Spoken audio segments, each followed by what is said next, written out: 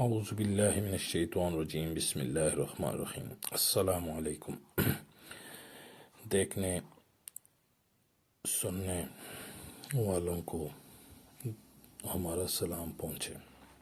ہماری آج کی کہانی کا موضوع ہے دفن کیے ہوئے خزانے کا معمہ۔ یہ ایک بہت ہی دلچسپ سٹوری ہے، امید ہے آپ اس کو پسند کریں گے۔ تو سٹارٹ کرتے ہیں۔ دفن کیے ہوئے خزانے کا معمہ۔ ایک دفعہ کا ذکر ہے کہ ایک نہایت محنتی کسان جس کا نام رحیم تھا ایک زرعی گاؤں میں رہتا تھا جو کہ پاکستان کے زرخیز صوبہ پنجاب میں واقع ہے۔ رحیم کے 4 بیٹے تھے، ان کے نام تھے اکبر، اصغر، ناصر اور سب سے چھوٹا بابر۔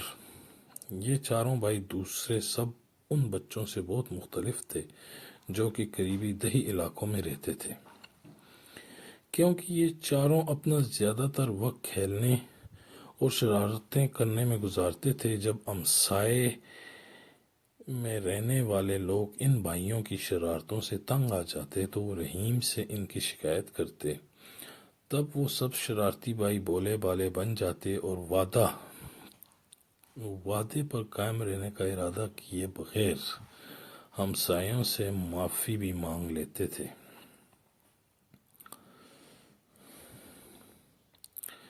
گاؤں میں ایک پرائمری اسکول تھا۔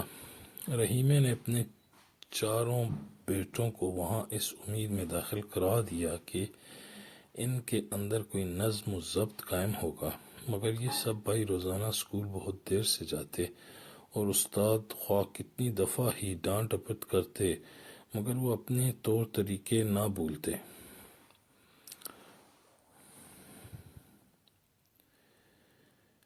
رحیم بہت ہی رحم دل انسان تھا اور اس نے کبھی اپنے بیٹوں کے ساتھ سخت کلامی نہیں کی تھی، بلکہ وہ ان کے پاس بیٹھ جاتا اور ان کو دلائل دے کر سمجھانے کی کوشش کرتا۔ پیارے بیٹو، رحم دل والد نے ایک دن بہت پیار سے کہا، تم لوگ ابھی بہت کم سن ہو اور اپنا تمام وقت کھیل کود میں گزارتے ہو، لیکن اگر تم نے اس عمر میں محنت کرنا نہ سیکھی تو جب تم لوگ بڑے ہو جاؤ گے تو کبھی بھی کچھ بھی کرنے کے قابل نہیں رہو گے۔ سب بیٹے یک زبان ہو کر بڑے جوش سے کہتے، ابا جان، آپ بالکل بے فکر رہیں، ہم بہت جلد سب کچھ سیکھ لیں گے، ہم وعدہ کرتے ہیں۔ مگر وہ وعدہ ہی کیا جو پاس ہو۔ لیکن جیسے ہی ان کے والد انہیں ایک اور موقع دیتے یا دینے کے لیے راضی ہوتے تو چاروں بھائی اپنا وعدہ فوراً بھول جاتے اور جلد ہی اپنے پرانے طور طریقوں پر اتر آتے، اور وہ جدھر بھی نکل جاتے شرارتیں کرتے، تباہی اور بربادی ڈھاتے نظر آتے تھے۔ اگر کوئی ان سے کوئی کام کرنے کے لیے کہتا تو وہ سب طرح طرح کے بہانے بنا دیتے، جبکہ دراصل یہ چاروں بھائی نہایت سست اور قائل تھے۔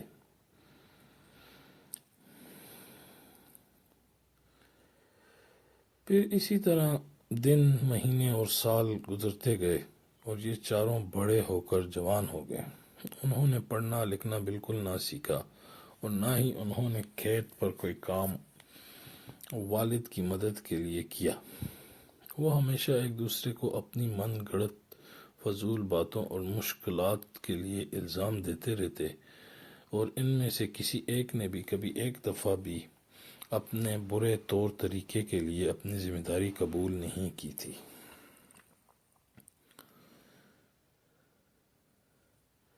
آخر رحیم ایک ضعیف اور بوڑھا آدمی ہو گیا، مگر وہ پھر بھی کھیت پر سارا دن خود اکیلا ہی کام کرنے پر مجبور تھا۔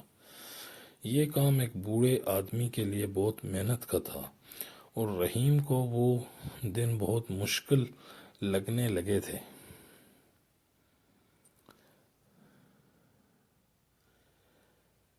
فصل کی پیداوار میں بھی کمی آ گئی اور اس کے ساتھ ہی اس دولت میں بھی جو کہ وہ فصل کو منڈی میں بیچ کر حاصل کر سکتا تھا۔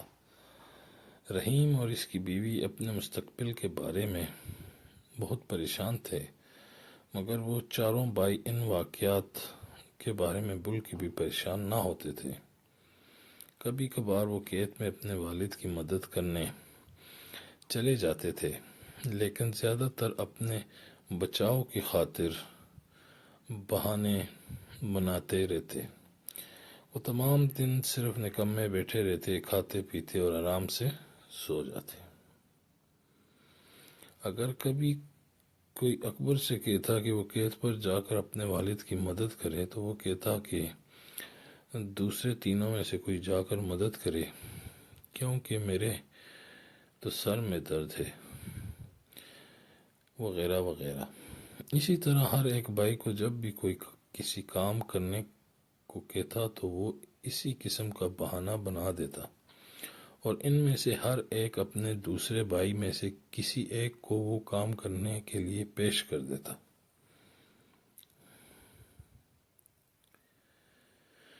پھر ایک وقت ایسا آیا کہ رحیم واقعی اس قدر ضعیف اور بیمار ہو گیا کہ کوئی کام کرنے کے قابل نہیں رہا۔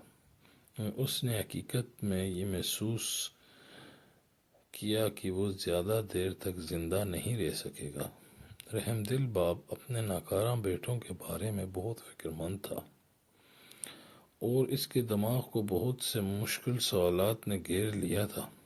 اسے یہ نہیں معلوم تھا کہ جب وہ نہیں رہے گا تو ان کا کیا ہوگا۔ انہوں نے کوئی ہنر نہیں سیکھا تھا، اس لیے وہ اپنے لیے روزی کیسے مہیا کر سکیں گے۔ ان کے برے اعمال کے باوجود رحیم اپنے بیٹوں کو دل سے چاہتا تھا اور ان کی مدد کرنا چاہتا تھا۔ اسی لیے وہ بیچارہ ضعیف آدمی بہت ہی غور سے یہ سوچنے لگا کہ کیا کیا جائے۔ بہت دیر غور و فکر کرنے کے بعد رحیم کو ایک منصوبہ سمجھ میں آیا، جس کے بارے میں اس نے خیال کیا کہ شاید وہ کارآمد ثابت ہو سکے۔ پھر وہ خود بخود مسکرایا اور اس نے اپنی بیوی سے کہا کہ وہ اس کے چاروں بیٹوں کو بلا کر لائے تاکہ وہ ان کے سامنے آ کر بیٹھیں اور اس سے پہلے کہ وہ قبر میں جا سوئے انہیں اپنی وصیت سنائے اور نصیحت کے چند الفاظ بھی کہہ سکے۔ رحیم کی بیوی یہ سن کر بہت پریشان ہو گئی، کیونکہ وہ اپنے شوہر کو بہت چاہتی تھی۔ بہرحال اس نے اپنے بیٹوں کو بلایا اور انہیں ان کے والد کی خواہش کے بارے میں بتایا۔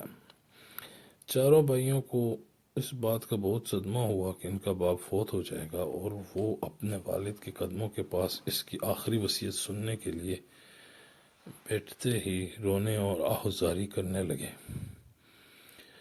پیارے بیٹو، رحم دل باپ نے کہا، میں نے زندگی بھر تم سے محبت کی اور تمہاری دیکھ بھال کی۔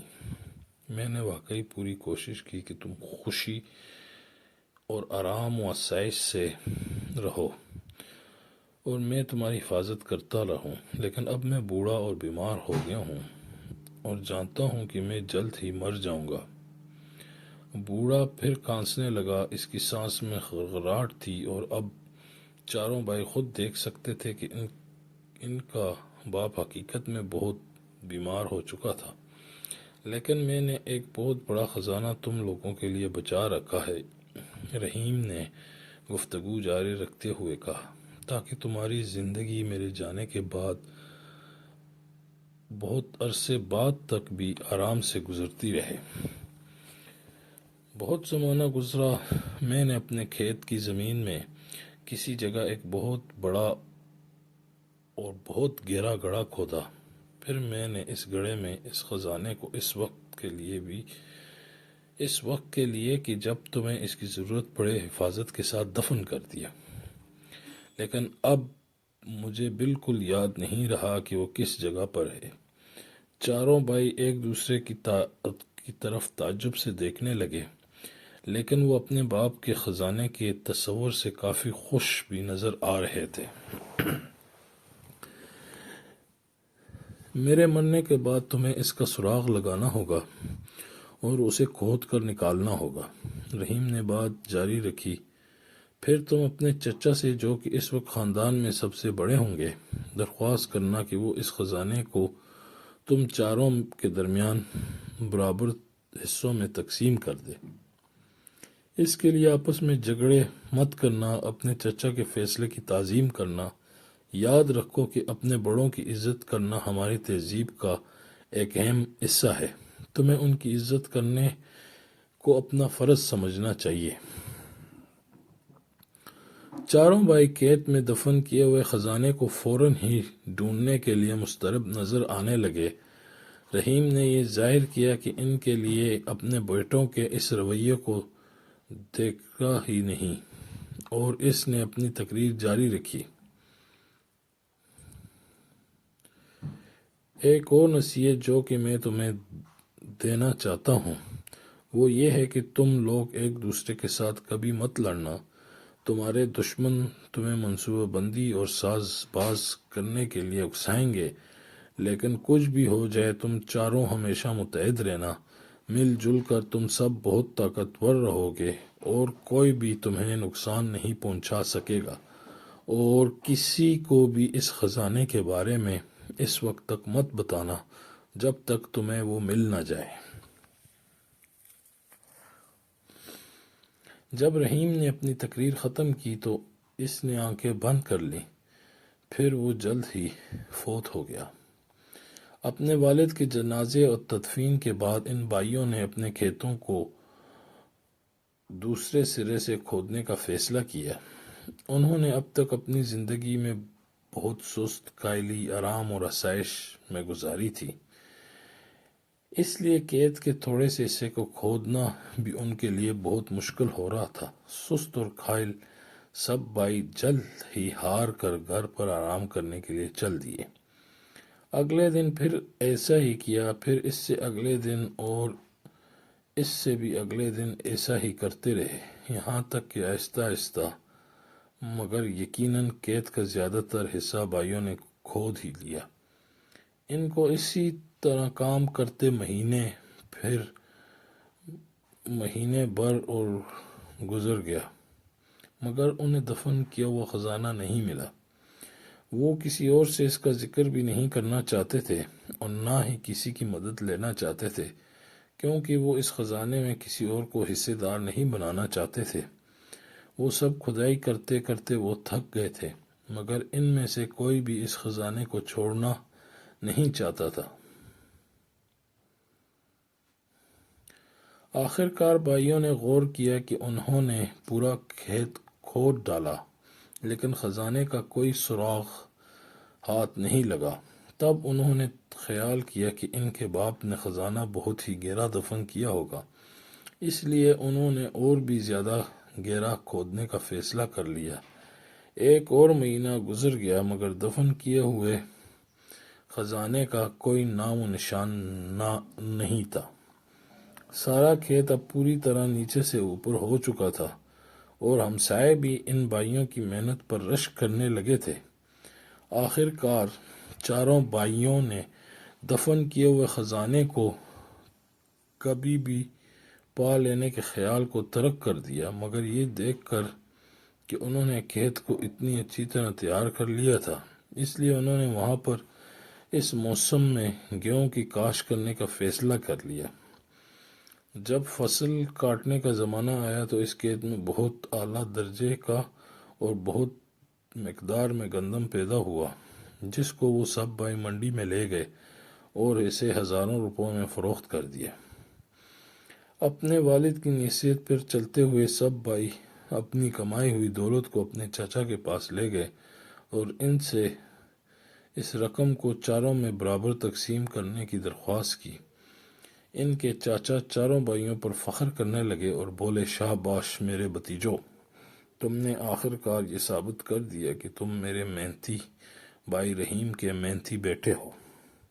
یہ کھیت جو میرا بھائی تمہارے لیے چھوڑ گیا ہے وہ خود ہی ایک خزانہ ہے، اور اگر تم اسی طرح محنت کرتے رہو گے تو تم اس کا ہمیشہ انعام پاتے رہو گے۔ اگلے سال چاروں بھائیوں نے محنت کر کے پھر گندم کی کاشت کی۔ اس دفعہ پیداوار پہلے سے بھی بڑھ گئی، اور جب انہوں نے یہ گندم منڈی میں فروخت کی تو انہوں نے پہلے سے زیادہ رقم بنائی۔ کچھ سال تک اسی طرح کام کرنے کے بعد چاروں بھائی کافی امیر ہو گئے اور اپنے کام میں بھی خوش رہنے لگے۔ آخر کار یہ واضح ہو گیا کہ اکبر، اصغر، ناصر اور بابر نے دفن کیے ہوئے خزانے کے معمے کو حل کر لیا کہ اصل خزانہ تو محنت اور تربیتی نظام کا صلہ تھا۔ چاروں بھائی اپنے والد کی ہوشیاری اور دوربینی پر فخر کرتے تھے، کیونکہ صرف وہی تھا کہ جس نے ان کو محنت، نظم و ضبط اور اتحاد اور اپنے بڑوں کی تعظیم کی فضیلت کا سبق دیا تھا۔ دیکھنے، پڑھنے اور سننے کا بہت شکریہ۔ امید ہے آپ کو ہماری کہانی پسند آئی ہوگی۔ برائے مہربانی ہمارے چینل کو لائک اور سبسکرائب کیجیے گا اور کمنٹ باکس میں اپنی رائے سے ضرور آگاہ کیجیے گا۔ اللہ پاک آپ سب کو جزائے خیر عطا فرمائے اور اللہ پاک آپ سب کا حامی و ناصر ہو۔ اللہ حافظ۔ بہت شکریہ۔